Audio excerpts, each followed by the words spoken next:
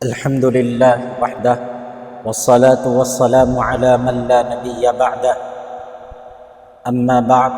معزز سامعین اکرام، اللہ تبارک و تعالی کا بے انتہا فضل و احسان ہے کہ اللہ تبارک و تعالی نے ہم تمام کو ماہ رمضان جیسا مقدس اور بابرکت موقع عنایت فرمایا، اور اس ماہ کو ہم امید کرتے ہیں کہ عبادات اور بہت ساری بہترین اعمال صالحہ کے ساتھ گزار رہے ہوں گے۔ 17 رمضان المبارک امی جان حضرت عائشہ رضی اللہ تعالی عنہ کی یوم وفات کا دن ہے۔ آپ کے اس یوم وفات کے موقع پر آپ سے متعلق چند اہم باتیں آپ حضرات کے سامنے عرض کرنے کی کوشش کروں گا۔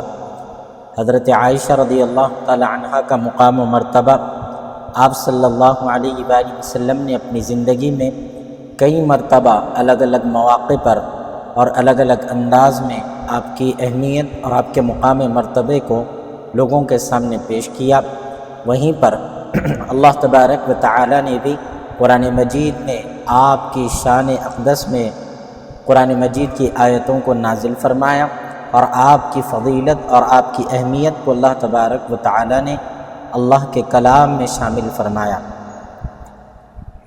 حضرت عمر بن عاص رضی اللہ تعالی عنہ نے نبی کریم صلی اللہ علیہ وسلم سے ایک مرتبہ پوچھا، یا رسول اللہ، آپ کو تمام لوگوں میں سب سے زیادہ محبوب کون ہے؟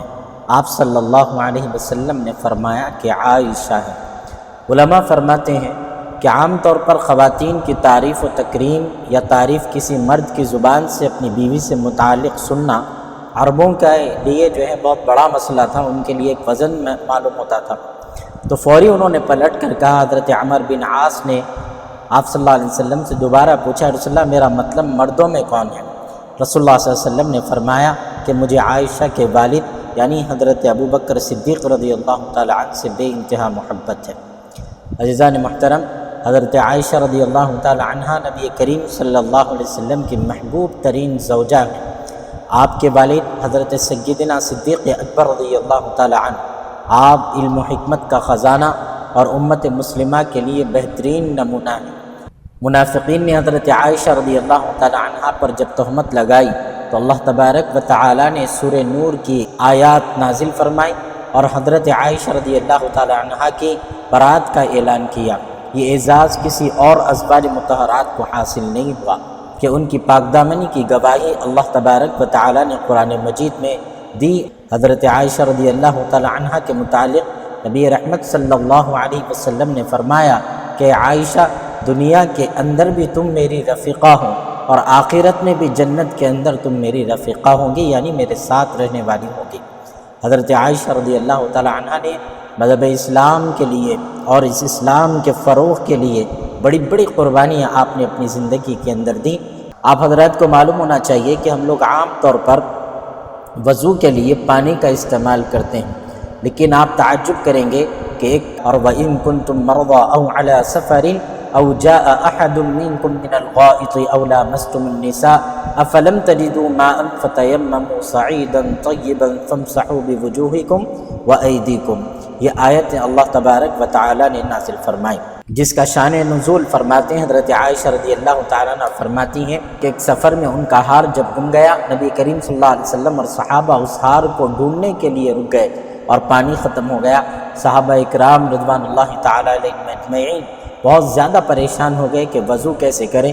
اس پر اللہ تعالیٰ نے تیمم کا حکم نازل فرمایا۔ اس سے متعلق حضرت اسید بن حضیر رضی اللہ تعالیٰ عنہ نے فرمایا کہ عائشہ رضی اللہ تعالیٰ عنہ، اللہ آپ کو برکت دے، جب بھی آپ پر کوئی مشکل آئی اللہ نے اس میں مسلمانوں کے لیے آسانیاں پیدا فرمائی۔ حضرت عائشہ رضی اللہ تعالیٰ عنہ کی وفات 17 رمضان المبارک کو ہوئی کہ آپ کی عمر مبارک اس وقت میں تقریباً 66 سال کی تھی، اور فرماتے ہیں حضرت عائشہ رضی اللہ تعالیٰ عنہ اپنی وفات سے پہلے کچھ دن بیمار رہیں، اور بیماری کے دوران آپ نے اپنے رشتہ داروں خدام کو نصیحتیں کی اور فرمایا مجھے بغیر کسی دکھاوے اور شان و شوکت کے دفن کرنا اور میری تدفین عام مسلمانوں کی طرح سادگی سے کرنا۔ انہوں نے یہ بھی وصیت کی کہ انہیں نبی کریم صلی اللہ علیہ وآلہ وسلم کے پہلو میں دفن نہ کیا جائے، بلکہ عام قبرستان میں دفن کیا جائے۔ حضرت عائشہ رضی اللہ تعالی عنہ کو مدینے کے مشہور قبرستان جنت البقیع میں دفن کیا گیا۔ آپ کی نماز جنازہ حضرت ابو ہریرہ رضی اللہ تعالی عنہ نے پڑھائی، جو اس وقت مدینے کے گورنر تھے۔ فرماتے ہیں کہ صحابہ اکرام نے آپ کو مکمل عزت اور احترام کے ساتھ سپرد خاک کیا۔ حضرت عائشہ رضی اللہ تعالی عنہ کی وفات سے پہلے حضرت عائشہ رضی اللہ تعالی عنہ بہت زیادہ قرآن کی تلاوت کیا کرتی تھی اور اللہ سے ملاقات کی دعا مانگتی رہتی تھیں۔ ان کے بارے میں کہا جاتا ہے کہ وہ نبی کریم صلی اللہ علیہ وآلہ وسلم کے بعد سب سے زیادہ علم رکھنے والی خاتون تھیں، اور ان کی وفات پوری امت مسلمہ کے لیے ایک سب سے بہت بڑا صدمہ تھا۔ ہمیں چاہیے خاص طور پر ہماری ماں و بہنوں کو، جب کبھی ہم اپنی بہنوں کا، اپنی بیٹیوں کا نکاح کریں، ہماری بہنوں کا نکاح ہو، بیٹیوں کا نکاح ہو، اس وقت ہماری یہ ذمہ داری ہے کہ ہم اپنی بچیوں کو ان کے نکاح سے پہلے حضرت عائشہ رضی اللہ تعالی عنہ کی سیرت طیبہ سے واقف کرائیں، تاکہ وہ لوگ اسلام سیکھیں، دین سمجھیں اور ازدواجی زندگی کے صحیح حقوق کے تقاضوں کو سمجھیں۔ اللہ کے رسول صلی اللہ علیہ وسلم اور حضرت عائشہ جیسی زندگی گزارنے کا ان کے اندر وہ ملکہ پیدا ہو جائے۔ اگر وہ پڑھیں گے تب جا کر ان کو زندگی گزارنے کا سلیقہ آئے گا۔ اگر وہ نہیں پڑھیں گے، وہ نہیں سمجھیں گے، تو آج معاشرے کے اندر بے شمار طلاق کی برائیاں، بے شمار خلا کی برائیاں اور بے شمار فسادات برپا ہیں، جس کی وجہ سے کئی سارے مسلمان مرد و خواتین پریشانی میں مبتلا ہیں۔ اللہ تبارک و تعالیٰ سے دعا ہے، اللہ تعالیٰ ہم تمام کو حضرت عائشہ رضی اللہ تعالی عنہا کی سیرت طیبہ پر اور آپ کی زندگی کے مطابق اپنی زندگی گزارنے کی توفیق نصیب فرمائے۔ ایک آخری شعر آپ کی شان اقدس میں آپ حضرات کی خدمت میں پیش خدمت ہے۔